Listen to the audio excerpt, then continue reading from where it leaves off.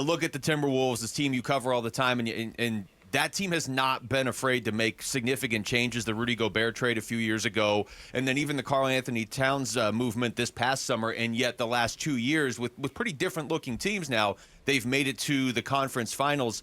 In your opinion, how much of that was Micah Nori? How big of a role was he playing in that stability? Yeah, I mean, he's a pretty big one in that he is one of those guys where, because look, even when these things happen, when they trade for Rudy Gobert, the first season with Rudy Gobert was terrible.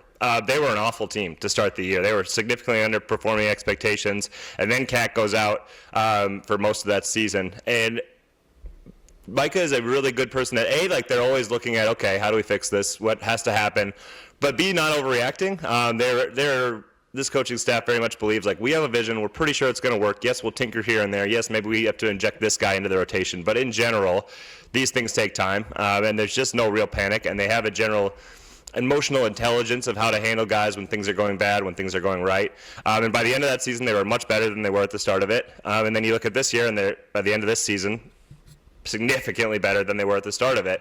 So I think they're very creative in terms of, okay, we have these guys. Does that change the way we play? Like when you get a Rudy Gobert, it significantly changed the way they played versus what they had the year prior, which they probably overperformed with that roster, but that was like a fly-around defensive team. And now they had to start playing drop coverage. Guys are basically learning drop coverage. And then they're like, okay, and when Rudy's off, now we'll be back to more of this high wall look and kind of toggling and, oh, that doesn't work. These guys can't quite handle that. Let's move here.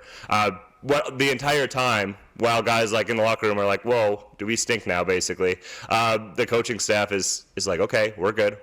And there's just kind of a trust in it, along with all this player development stuff that I think Minnesota's better at that than anybody. You watch Terrence Shannon Jr. come in the game these last couple games, and he's just like a lightning rod for this team, and it's because the program they have for guys who aren't playing, for rookies who are just kind of working their way into the NBA, like there is a real emphasis put on making sure that these guys are growing and that they're ready when called upon. So there's a lot of things I think that go into it that no matter what, as you change your roster, they're going to get the best out of it. And Mike has played a pretty big role in that. And like I said, so often when you struggle, it's just emotional stuff. It's like keeping guys upbeat, keeping guys wanting to come in the gym, keeping guys from wanting to mail it in, keeping players themselves to wanting to figure out the answers. I mean, I think Minnesota's done that better than most.